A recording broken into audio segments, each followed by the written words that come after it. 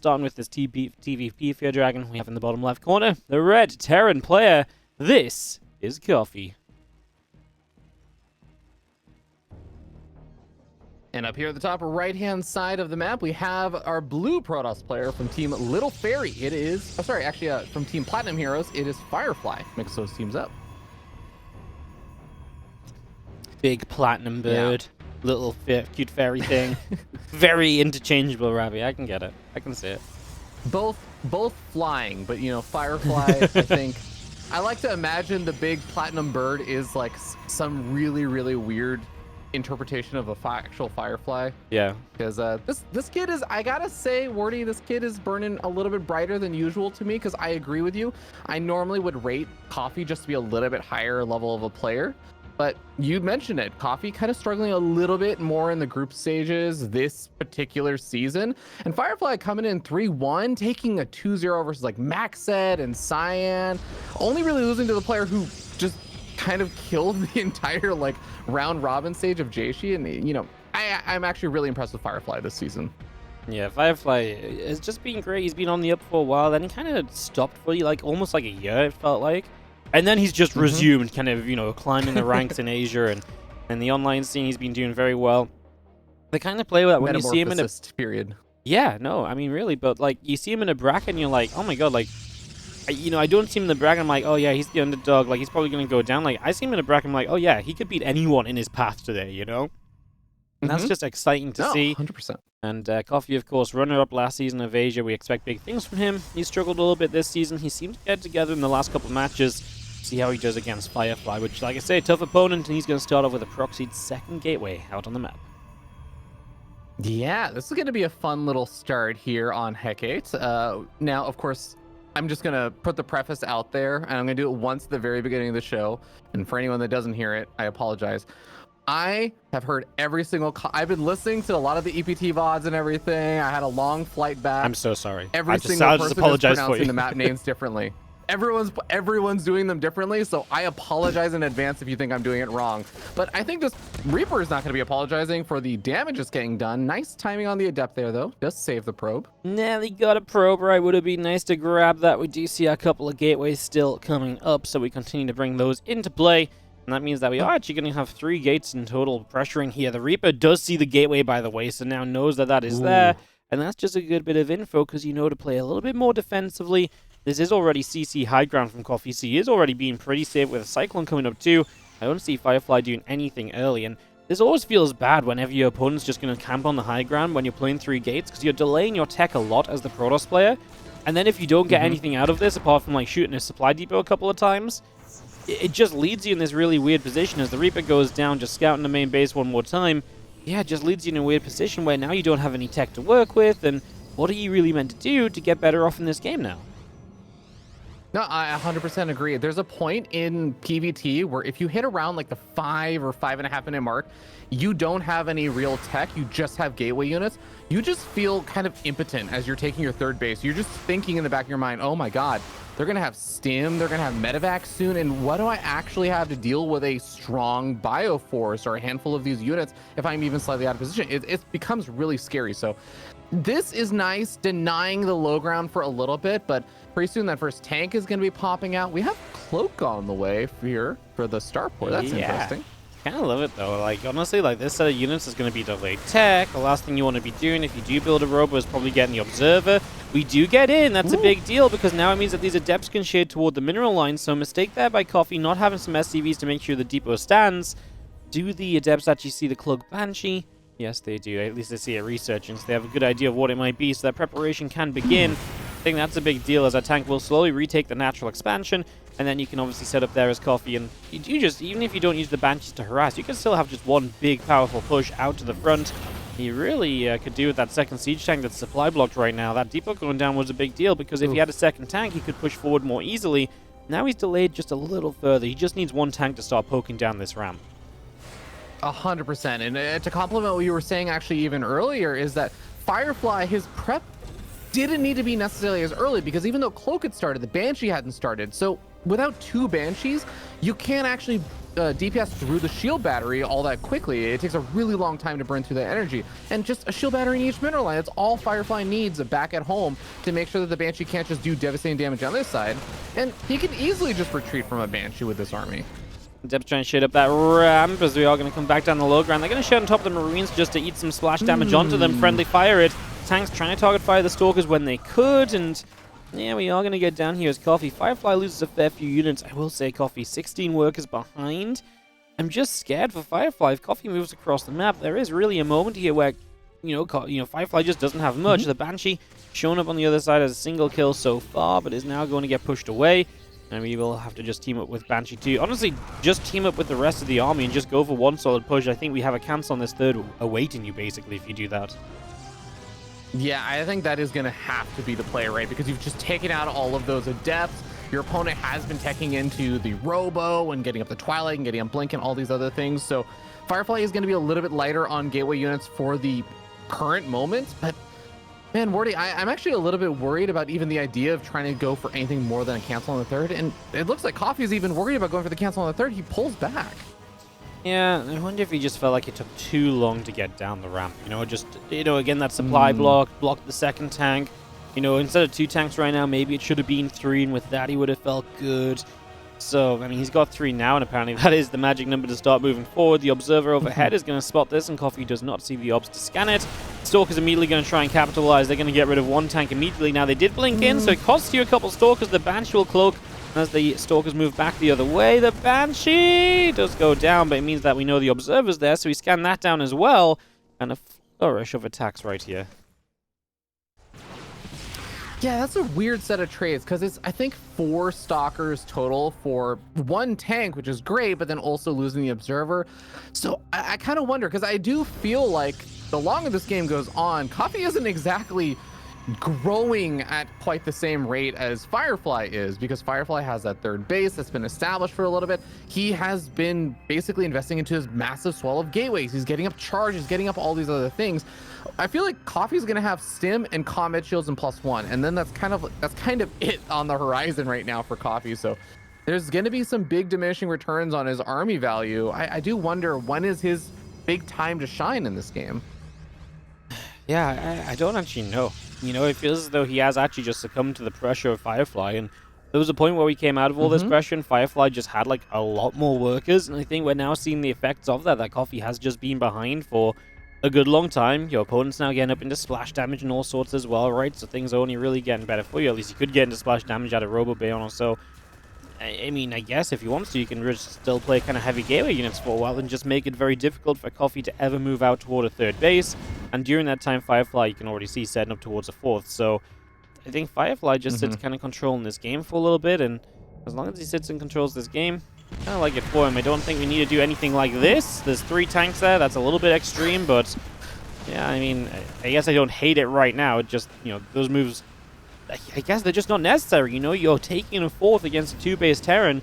Sit back, relax, get some extra stuff up. I mean, apparently we're just going to warp in a ton of units, which maybe does force you to do something, but then why not take the advantage into actually just teching up, right? Like, that's the only complaint I guess I have right now.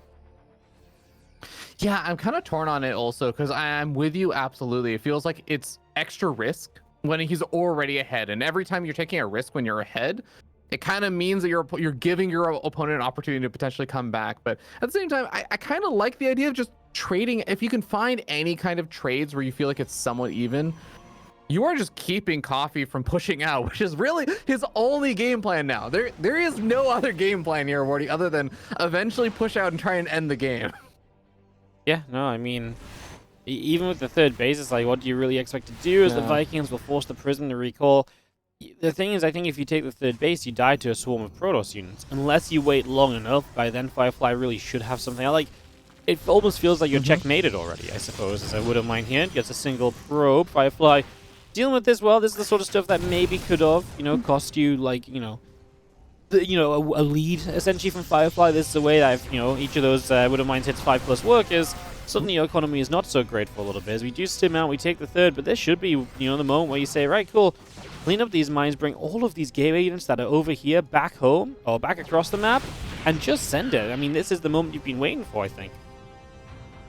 Yeah, at this point, Firefly isn't exactly getting up big splash damage tech like his Robotics Bay with Colossus or Disruptors or Storm or anything. Yeah, he has Double Forge, churning out some double upgrades for a little bit. He's going to have a small upgrade lead in a little bit, but besides that, yeah, he's just going to be getting closer to max out. This is kind of Firefly's time to shine and get something done at this point. It's up to Coffee to try and defend this and try and hold out. Can he actually make it work as Zells come charging on forward into the mineral line? Stalker is going to be engaging from the north side. There's a lot of the army for Firefly on the right-hand side that just isn't doing anything right now, but I don't even know if it matters. Yeah, it's kind of weird because it doesn't feel like the right fight, but then the force fields are so good, and now we engage on the right side as well. That's going to be absolutely crushing. These tanks will not last long. Coffee will not last long. That is going to be GG. It was a weird fight. It was almost the sort of fight where Firefly might have lost from there, but in the end, not quite the case. He does hold on, and Firefly is able to close out this game that we definitely felt as though he'd taken the advantage in, and he opens with a 1-0 lead in this best of 5. Yeah, it was interesting kind of transitions. We were talking a lot about how Firefly had been able to get himself an advantage, and it wasn't quite a max out push because I think he was at like 180 supply or something, but it is kind of essentially a get to a really, really big army point and then just go for the big attack. And exactly what you were saying, even though that could have been a moment where maybe things didn't go so well because not everything was handled perfectly, Firefly just garnered himself the advantage earlier on. And man, that proxy gate just worked so well, actually. No, it actually was just really effective, and I think it was also the fact that then Coffee doubled down, right? Like, it wasn't like Coffee was like, okay, I'm gonna like build a bio army and get ready to kind of play like the macro game. It's like he built tanks, he built Banshees, and what did he really ever see from tanks? Well, tanks defensive are great, right? But the Banshees never really did anything. He never had that one big push where maybe you do spike in power a little bit. None of it really happened. I actually think it all comes down to that one supply depot that died, because if that doesn't die, he doesn't get supply blocked. He has a second tank sooner to push down the ramp earlier. He gets 3 tanks sooner to get across the map earlier. I actually think that's a massive cascading effect, but that one depot going down, it just had such an impact. And it wouldn't have mattered if he had an extra depot, but clearly he didn't think it was going to happen. And like I said, I think that was one of those cases where that supply block was a huge deal. Yeah, it's so interesting too, because a lot of the time it's also just about if there's that many adepts, you're also just worried about the adepts shooting for it, but adepts didn't even actually end up having to commit in. It just literally the supply block itself was what actually did so much devastating damage and just kind of delaying Coffee's sort of build and his unit production there. But it's going to be an interesting game number 1. I am really, really interested to see how Firefly specifically decides to open up game number 2, because normally I would look at that kind of opening and I would say, it's a proxy gate. Yeah, you throw those in every so often, but you don't do that super often.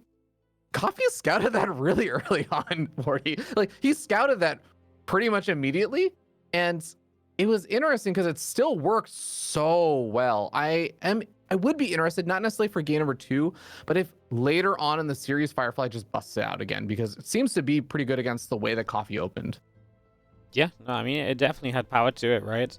So yeah, I think Coffee would definitely have to adjust slightly when it comes to kind of what he does about it if he sees it a second time. So you're going to see what our second map is here in just a second. Hardlat is going to be the one. So, in game number 2, lining us up. I mean, Coffee is the kind of guy as well, though, who I'd love to see get a clean opening, because he is such a fun player when it gets to being aggressive and fighting and trading, Like, these are the things which actually generally just Coffee does very well. Like, being 2-base aggro is just really good for him. So, yeah, I would love to see him go unharassed early and just to see how he does and how Firefly fares at kind of having to be the defender. So, an interesting possibility there as well, as we are in the lobby. Firefly saying go, go. Coffee is going to say ready as well. We'll just confirm we're ready, because sometimes our Asia admins don't believe we're ready. So we will just make sure that they can start this game ASAP, because we got a lot of games to get through today, man. 8 best of 5s coming up. It's like a fun day. Yeah. A lot of Protoss today too, which is I was happy to see what I got called in to do today.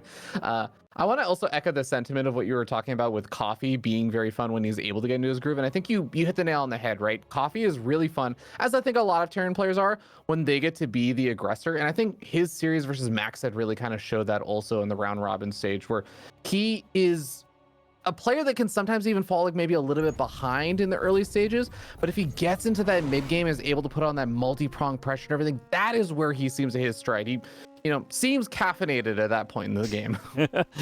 Caffeinated. I love that. That's a great one. Because in the top left, our red Terran player, this is indeed Coffee. And I love what you say, because that's exactly how he beat Zaun in IEM this year as well, at Katowice.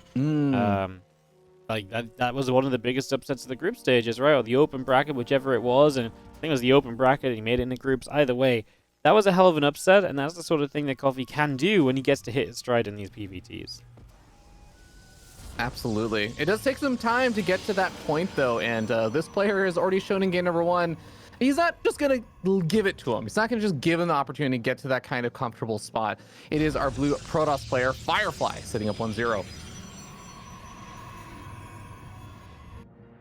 What a great pickup for the Platinum Heroes. Really elevated their team, I think, just a little bit. Obviously competing in WTL and everything, and just cool to kind of branch out. They were a very European-focused team, but I think Firefly is a great sort of player that, you know, he almost fits so well in their team because they pick up a lot of the guys that are kind of on that, like, pushing to pro level, right? Pushing to the top, and that's what Firefly is doing over in the Asia scene as well, so love that for him. Yeah, I do think that a lot of the European and North American fans do kind of sleep on many of the Chinese or Taiwanese players at times, where just because I think where their region is, how they have a lot of their own competitions that go on, not only just these kind of regionals, but there've been a lot of different Chinese and, you know, Taiwanese events. If you don't keep up with those, it's pretty easy to dismiss how good a lot of these players have been getting over the past couple of years. And I think, yeah, Coffee, Firefly, they're good examples of players who have been on the up and up and are actually showing some pretty cool and competitive games even on those kind of international stages. Like you said, Katowice, big performance there for Coffee. Yeah, we even started to see them playing a little bit more in like the, you know, weekly cups as well, even on the European server and stuff. They can do well there, and that's when you really got to take them seriously. Like, if these guys are taking maps off you on your home server, time to, you know, respect their names a little more, right? As this Reaper pops across. It is factory before we expand, and we expand high ground again from Coffee. That was great last time, kept him a little safe. In theory, obviously it didn't, you know, pan out too well in the end, but in theory it was the correct way to play. This time no proxy gate. It's still fine to do this if you don't want to worry about being on the low ground, but he probably could have gotten to the low ground here with the expansion this time around. Yeah.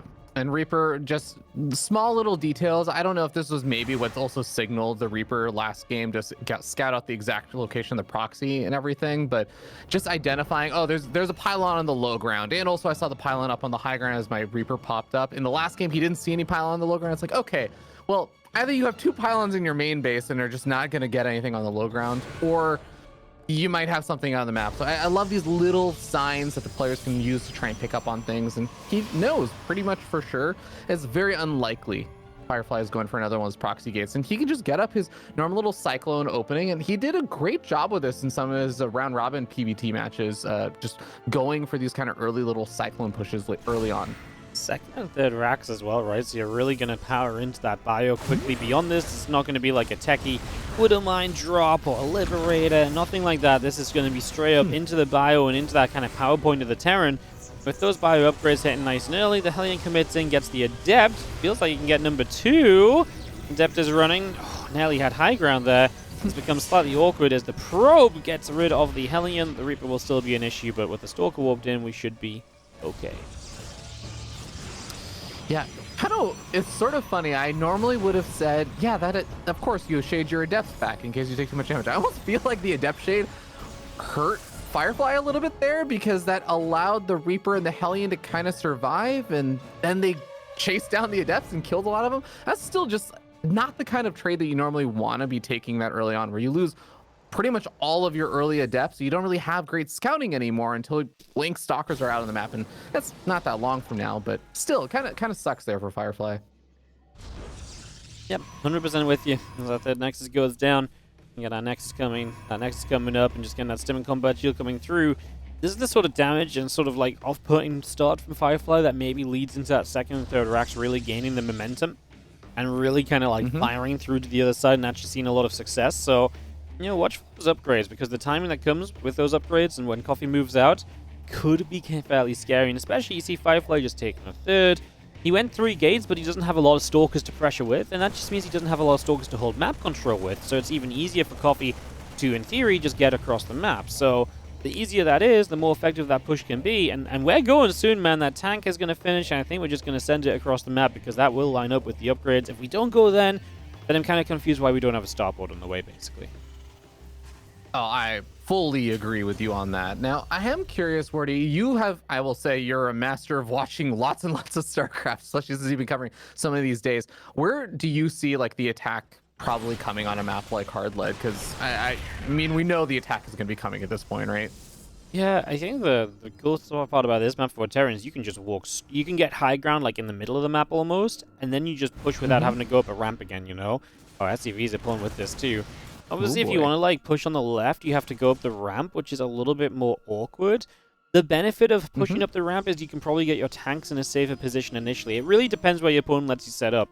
Like this position here on the minerals could then fire across over here quite nicely, but then maybe your opponent can stop you getting there more easily.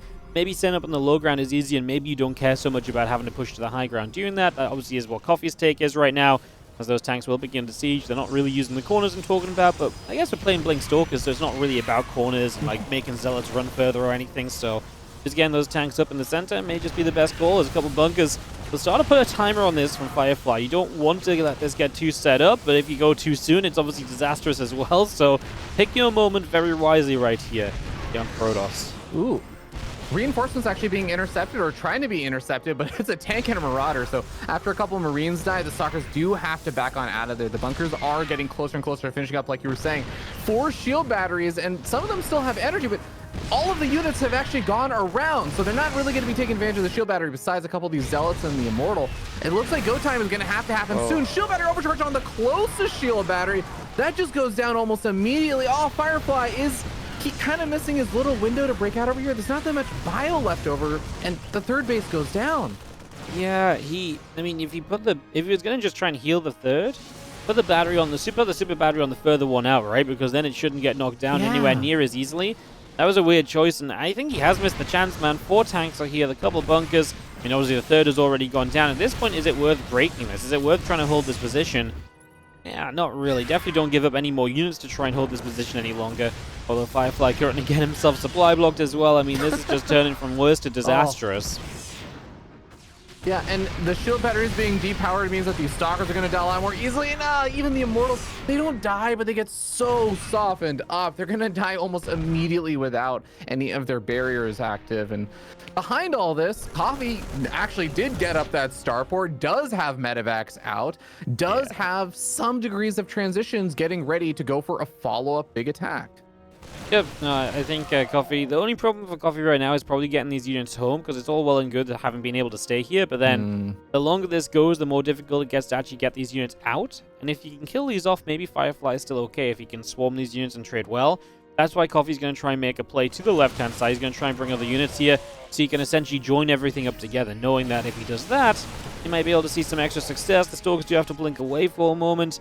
We don't have charge yet. I think without charge, this is really an unengageable fight if everything's together, but, well, right now this is not everything together still, and we're going to shut down this army trying to reinforce, so working out from Firefly. What if he just ignores the bottom left and just pushes?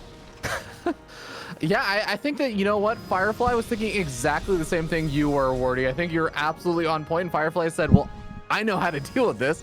I just don't. And I use that almost as a bait. It's the bait of you feel like you need to reinforce that position to get those tanks out of there. So that allows me to intercept your units, force you to continue to send more and more, and as long as he's doing a good job keeping an eye on vision for the map, where his opponent's units are, either with the observers or with the Stalkers, and does lose one there, that's a little unfortunate, but he's keeping an eye on his opponent's army and creating this awkwardness where Coffee doesn't have a clear decision to make on what he does from here. Do you reinforce, or do you just try and swing an attack on the opposite side of the map to draw your opponent out of position? This is where we dive and we get rid of the tanks and the bunkers quite easily on the bottom left, so that cleanup finally happens. And look at where we end up. 1-1-2, soon to be +1, okay, but that's Firefly in favor by an upgrade. You know, his work count is 8 ahead. Coffee does not have a third base, right? He's being set to really end the game on this 2-base, setup, 5 racks. And in the end, Firefly has slowly and systemically just gotten to this point where, yeah, he's actually in an okay spot. He's actually probably leading this game. Impressive. I 100% agree. It's kind of a weird moment where you have to realize that we talked about how Coffee was getting, or I mentioned how Coffee was getting some of his setups there, getting positioned with the additional barracks and stuff, as we do have this War Prison harassment, which is going to put an already all-in Terran player into an all-in position. And I think even Firefly realizes how all-in he is, because he just recalls the War Prison with the Zealots. He says, as long as I defend this push, I win the game. The Zealot's going to be getting to that front line to buffer against the SCVs. The Immortals trying to focus fire down some of the Sea Shanks initially, and they do get that focus fire down. Is there enough Protoss over here? It does look like it with the reinforcing warpins there. It's funny because the SCVs honestly tanked amazingly. Like, so many SCVs took Immortal shots, but it just didn't matter. There was that much power in the army of Firefly. And he really did a great job of just taking a weird spot, something that definitely wasn't comfortable for him, and turning it into something that actually worked out. And, you know, I was a little bit... Yeah, I thought he left it too long. I thought just letting that third base go and re-expanding was probably a little bit too extreme, especially not to capitalize after. But he had the right call, man. If Coffee's still 2-base all in, eventually he has to gain those units back. Otherwise, it's way too, you know, ineffective of a trade. And that's just what he stopped from happening. He made sure those left side units never teamed up with anything else. And as long as that was the case, we were always in a position for Coffee where he just never really had the full power of the 2-base all in ready to go.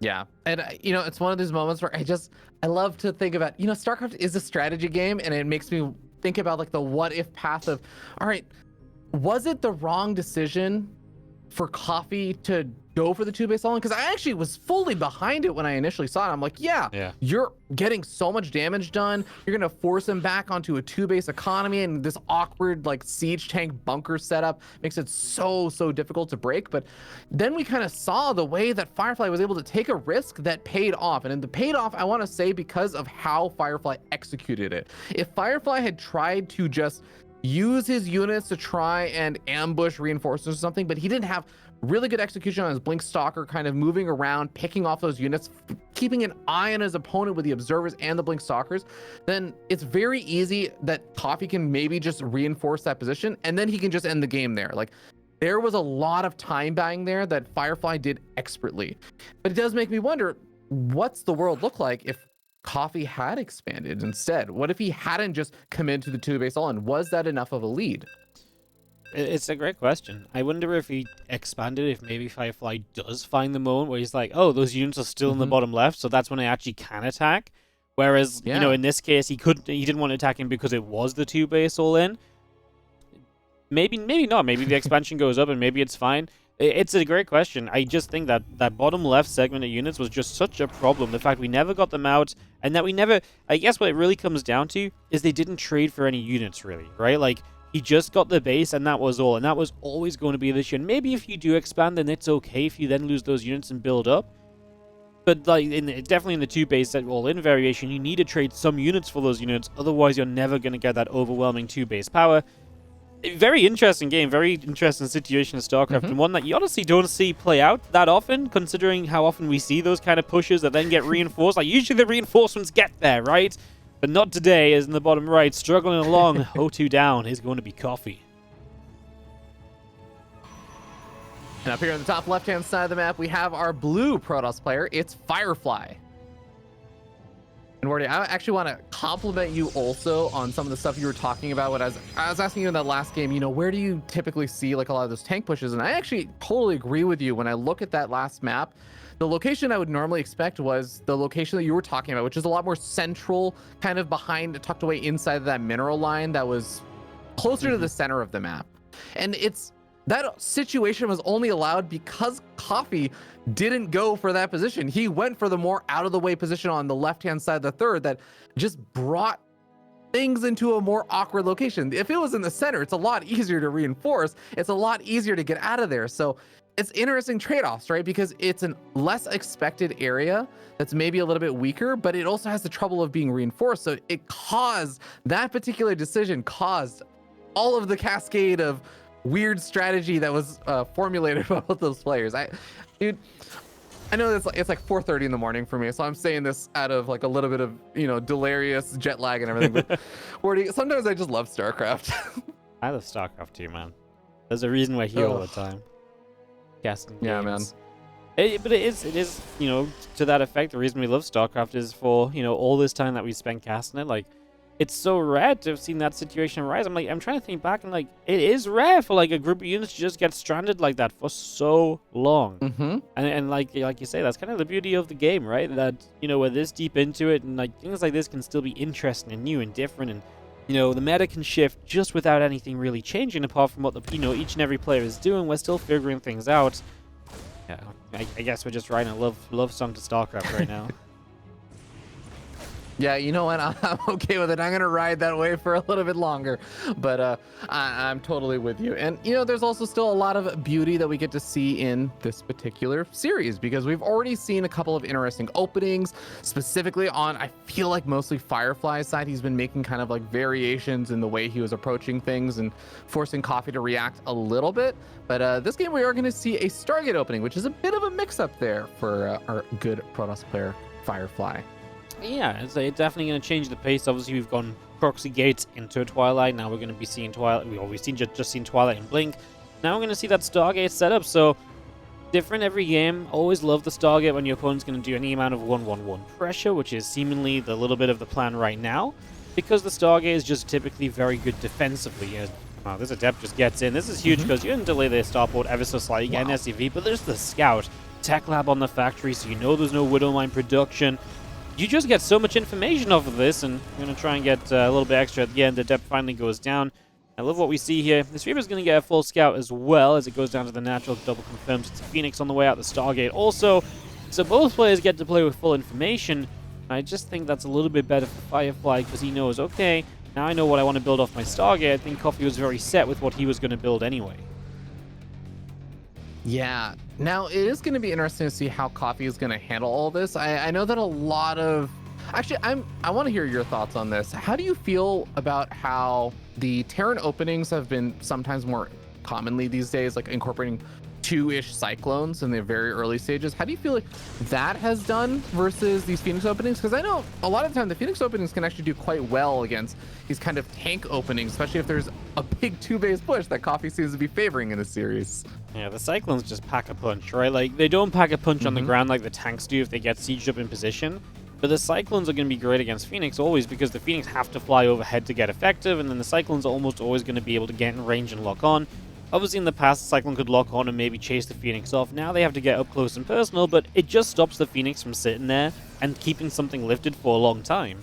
So yeah, a couple of Cyclones early really does power you up. It's interesting because, like, I look at this right now from Coffee and I'm like, yeah, I actually think this is a little bit weak, because a couple Phoenix, if they get around the back, they lift the tanks, then what's on the ground? A group of Marines?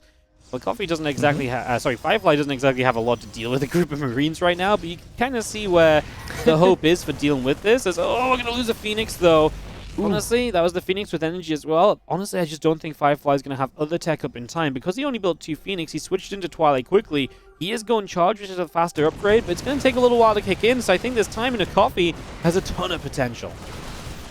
Yeah, absolutely. Just not even bothering with the time that it takes to build the Cyclones allows them to hit this quickly. Repair on that siege tank as well, keeping it nice and healthy. The Marine count is getting whittled away at, though, and that shield battery overcharge seriously put in some work. A handful of Stalkers have fallen during this fight. Actually, only 1 Stalker has fallen during all of this. These are Stalkers that don't even have Blink Warrior. It's just the shield battery overcharge putting in work. Man, if Firefly holds on another, I want to say 20 seconds, he needs the gateways to morph into Warp Gates, and he needs a big round of Zealots. If he can get to that, I could actually be a believer. It's such a shame we only have 1 Phoenix right now, maybe about to get 2. I kind of feel like he needs to get a big round of Zealots, lift the tanks, the bunkers are going to finish. That's probably a problem as well. The Zealots are so good tank-wise, but yeah, we're going to lose the Nexus. Now you're not in as much of a rush, because you don't really need to defend this position anymore. Probably should have canceled the battery. Now we're actually going to pull the trigger. A couple Zealots from the south side as well.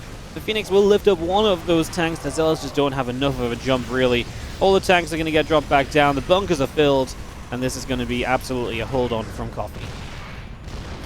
Yeah, this is pretty brutal, because Firefly pretty much threw everything he had to try and get this defense up. I cannot believe he's throwing up the Nexus. But you know what? If I feel like this game was already pretty close to ending, you might as well just try and throw up a Nexus in your opponent's face, because if somehow you got away with it, maybe that little bit of an edge is what brings you back in. But no, that Nexus is going to get canceled yet again.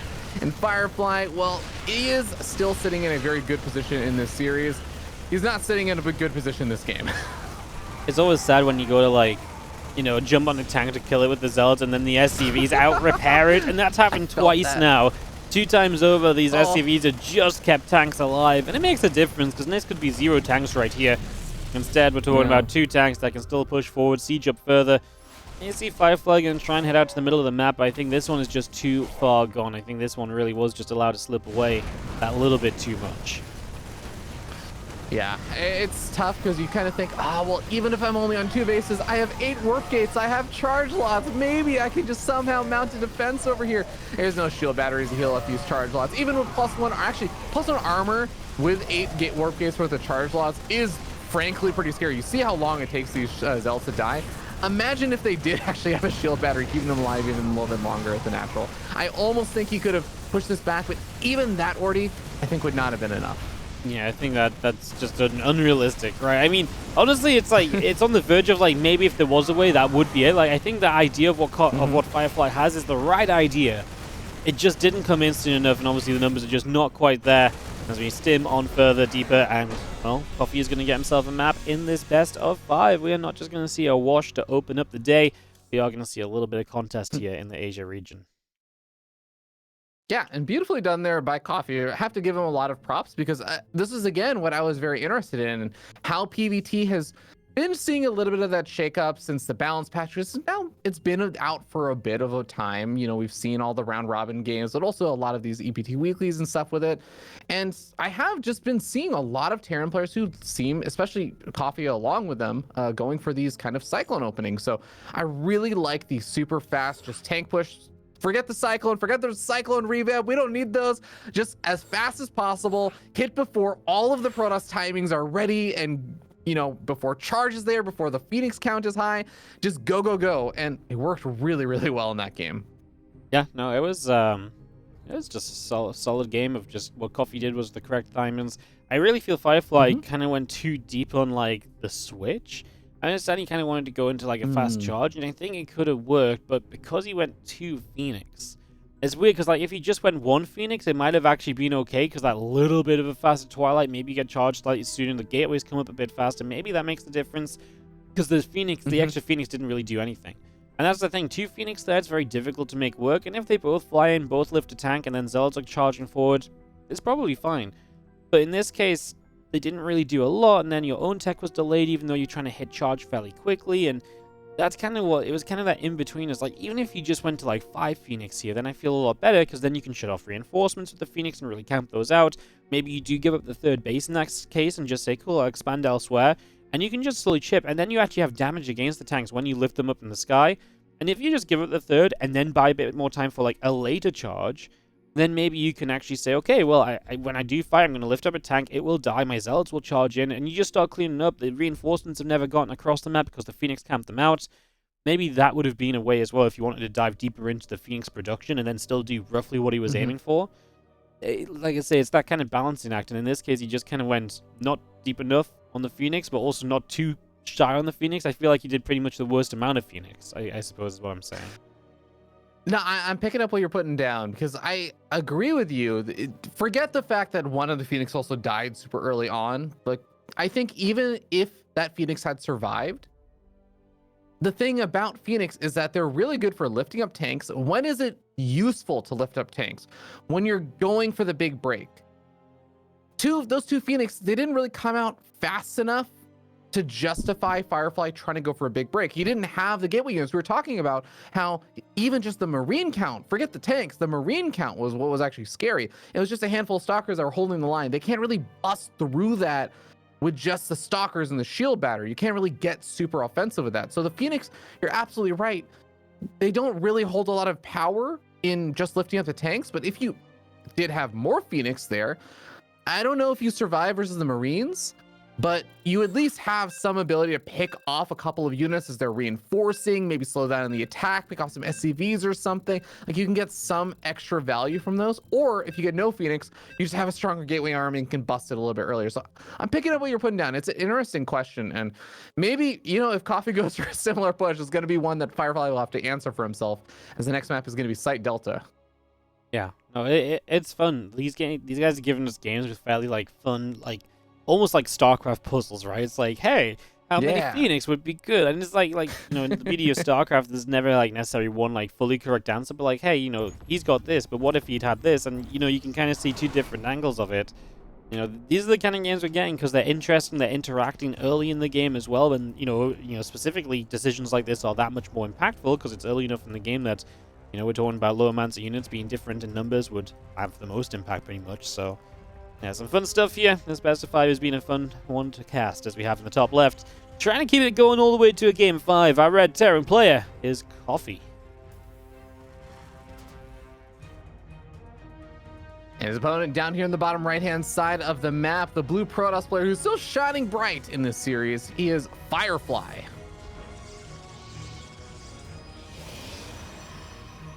Still just needs one more game to close out this series. And while it won't knock out Coffee, I believe, because there is the beauty of this season of EPT, Wardy, we got a lower bracket. We got a losers bracket, so you're not out if you win in the upper bracket. But man, I don't think I need to tell you, but for anyone that has not followed the difference between the single elimination, or sorry, the double elimination like winners bracket routes versus the lower bracket routes, you literally just have to play double the number of matches if you go through the lower bracket. So you want to stay in that upper bracket as long as possible. Oh yeah, no, you absolutely do. The upper bracket's easier, man. It's you know, you got a little bit less pressure on you. There's less matches to go all the way, right? So absolutely, the upper bracket is the place to be. That lower bracket's not looking fun. I mean, let's be realistic. If you go to lower bracket, high chances your first opponent there's Mio Micah if Oliveira does get the expected victory in the next series. No one wants to play against Mio Micah. Nobody wants to play against Not Mio even Micah. Maru wants to play versus Mio Micah. Nope, absolutely not. Yeah. That's Oh man, that's well. yeah. Well, you know, maybe whoever loses will be blessed because Mio Micah still does have to play versus Oliveira in the next match, so we don't even know if Mio Micah is going to be down there. Oh, man. Great! Yeah, Mio Micah wins, and you have to play against the world champion. You know, that lower bracket's looking so fun for the loser of this series.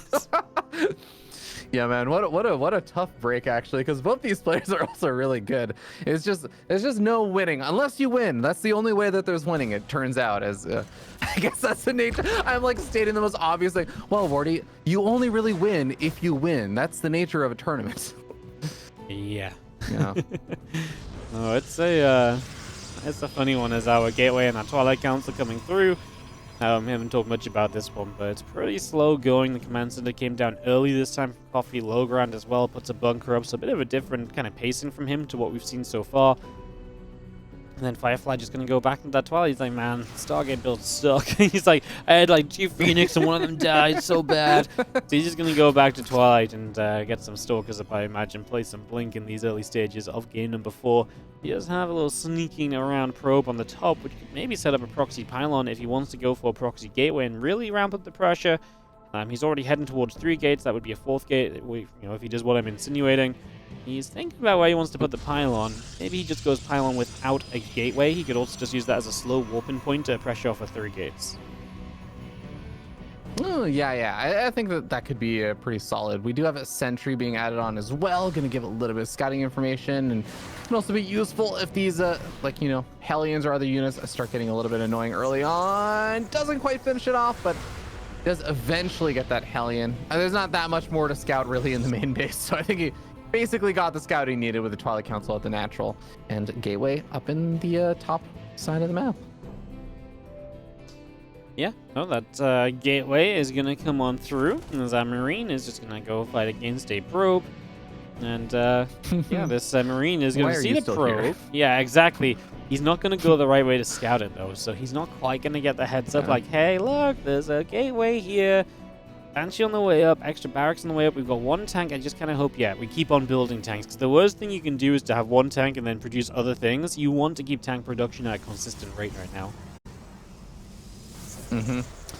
Yep, that warp gate is finishing up. Blink is finishing up. We even have a robo on the way, which is going to be useful for either Prism or just even high ground vision. But for now, high ground vision can actually be provided by that sentry if Firefly decides to get really, really bold. Banshee's going to make its way across the map in a very interesting path because, well, I guess if it didn't scout it out, the SCV does scout out the location of that proxy gate. And I wonder if Firefly just, doesn't decide to actually utilize that for now then because it just got scouted. Yeah, he is just gonna. He's bringing the sentry and the adepts forward as well. Obviously, this Banshee going around the right side has an opportunity. Natural is completely barren of defense, so there's opportunity for sure for this Banshee to maybe get in, do a little bit of something. Looks though the Stalkers are pulling back though. The scan ahead, the Stalkers move in. The Banshee should just stop. Obviously, seeing the Stalkers moving back is enough information. And yeah, we're just going to turn on to the third instead. Shoot the battery a couple times. There's nothing really good for this Banshee to do other than just sit here, I guess. Yeah, a lot of fun, like, back and forth on the positioning there, where it's scouting the Banshee because the Banshee scouts the proxy, so then players are starting to reposition their units, where Firefly kind of threatens to move across the map, so the Banshee then forces Firefly to return back home, but Firefly identifies it, but then there's a scan to identify that the unit's returned home, so the Banshee doesn't commit. It's like, I love those little interactions, and all of that actually leads up to Coffee being able to get very far across the map with this army because, well, all of those units weren't on across the map or doing any kind of pressure, so they just get right up on the third base now. Yep, that's going to be nice. The Banshee goes down. Super Battery has to pop pretty early on here. Tanks just blast a Stalker. You kind of need something to get in front of these Stalkers a little bit. They're just going to blink forward, going to get one tank, two tank. You know what? If the tanks go down, these Marines aren't all that good on their own. So there's actually going to be a cleanup from Firefly. Brave play to kind of jump on the tanks like that, but absolutely the correct one in the end. Yeah, I also want to say clutch shield battery positioning there. That shield battery was just barely in range with a lot of the Stalkers, even after they kind of blinked forward into the Marines. So the Marines are doing a lot of damage there, but the Stalkers weren't really going down that fast as they were focused trying down the tanks because the shield battery was just barely in range with the overcharge. And now, so much of the army has gone down. These Stalkers just hold map control now. It's going to be so annoying for Coffee to try and establish a third base if he even really had one anywhere actually close to being established. I mean, one's finishing up now, but it's not even an orbital or anything. Firefly just has total map control right now. Yeah, not even an orbital, and obviously you've got to fight to make sure these Stalkers don't just stop it from landing as well, which he probably can do. He's got a good few Marauders. Stim is finished. There's the Wood Mine drop that's going to take some attention back to Firefly's side of the map as well, so that's going to be important to note. As Stalkers move up, look for Wood Mine, don't quite get it. At one point, I would have liked maybe the blink of him to the main base. If he got here immediately and went into the main, maybe grabbed the tech lab and the combat shield, that would have been nice. And if that continues through, these couple of Wood Mines are going to drop down for some kills. Just the one initially split doesn't happen because he'd rather just deny more mining time. Stalkers blink on top of that medevac. Now they can't blink away from the mine. They do have detection, but we are still going to lose a few probes. Yeah, a little bit of extra damage done. And like you were saying, also just kind of drawing the attention away, which you actually do see a real tangible effect for, because the Stalkers all pulled back. They were originally moving up the ramp, trying to damage a Widow Mine here or there, just trying to find little free pickoffs. But it's hard to actually focus that attention with your Blink Stalkers while also dealing with a Widow Mine drop. So it actually does give Coffee a little bit of breathing space during that. Yep. No, absolutely, just a bit of freedom as the Ghost Academy comes up, so you could really deal with just a little bit of time, get some Ghosts out, and Ghosts would really make his army very good against what he's playing against right now. These Stalkers do get the Widow Mine before it burrows. The Blink will eventually catch this Medevac too. Here comes the bigger army coming out, trying to capitalize on Stalkers that have already blinked. Coffee able to take a step forward, and that should be a step towards the third CC for him in the next few moments. Little Hallucinate Oracle coming into the main base to get a scat out and confirming, yeah, there is a third orbital command finished up and ready to actually try and do something if he ever gets an opportunity to establish that third base location, but it's not being established just yet. Also just confirm the ghosts, I guess, coming on out, which is going to be pretty important. Concussive shells also on the way. So I imagine Coffee is going to be trying to hit some really, really big attack with this and maybe just waiting for the first three ghosts and then you just go? Yeah. I mean, if your 3 ghosts is super powerful, at the very least push out and, you know, secure your third base behind it, but there's definitely potential. I mean, it's not like the tech of Firefly is anything amazing. This is 25 Zealots, 15 Stalkers, and an Immortal. You know, like, that's the army. Yeah. EMPs on Zealots and an Immortal, and this army is very weak all of a sudden. even with the, well, what's not even going to be an upgrade lead anymore. Good thing to get rid of Widow Mines. Every mine you get rid of is one less little bit of splash damage that's likely going to land on your Zealots, so it's going to make your life easier. As Firefly seems to want to attack in, I feel like him attacking in makes this a little bit more complex for him. Widow Mines initially do okay, and those Ghosts are ready to drop EMPs as required. Yeah, and that warp gate, that proxy warp gate is still alive this entire game, despite it being scouted very, very early on. And it looks like finally Coffee's going to have enough of that warp gate location. Tries to go up to the north side, and that might end up backfiring. A lot of the Zealots are getting completely blocked off by all these Stalkers, though, and this turns into a very strange engagement, Wardy. Yeah, those Zealots in the back doing absolutely nothing is really a big deal. Immortal is just chunking on the orbital commands, so not helping either. Stalker's blink forward, looking for a full medevac, gets it. That's such a huge pickoff. Firefly started this fight off as badly as he could have done. I don't even know if Coffee had to lift up and retreat. If he just brings reinforcements across, I feel like he could have been all right. But losing a full medevac, that's 10 extra supply that just went down for no reason. And Coffee's going to GG. Well, I actually think, honestly, I honestly think he's kind of still okay in the game. Am I crazy? I don't think so. No, okay. At the moment the GG happened, Coffee was still ahead a little bit in supply because he still, even despite losing 13 workers, still had a fairly healthy worker count there. Still was sitting around 50, like 55-ish workers. And Firefly only, even though he had 4 bases, only had like 57. You mentioned before he didn't have any additional tech and stuff. I'm with you that I understand why you tap out there. Like, I understand the feeling of I lost my third and I just lost almost all of my army there. Yeah. It makes sense. But yeah, I'm with you. The moment he GGs, I just feel like he's about to kill so much. Like, don't get me wrong, he just lost the 3rd CC. So whatever he does, he's going to have to run across the map. But I feel like, you know, it's the last game in the series. At least give it a go. Because I feel like what's about to happen is he's about to kill the last few Zealots. He's going to jump on the Immortal, and his opponent's going to have only a few Stalkers left that will retreat. I guess the problem is his opponent has 9 gateways, and if you just warp in Zealot after Zealot after Zealot, it's probably a little bit too tanky, so it probably doesn't work. Like, I think Coffee has like a good little spurt, he gets across the map, and then he probably just stops right there and he gets cleaned up. Just would have liked to actually have seen him test that out instead of just leaving the moment that he did.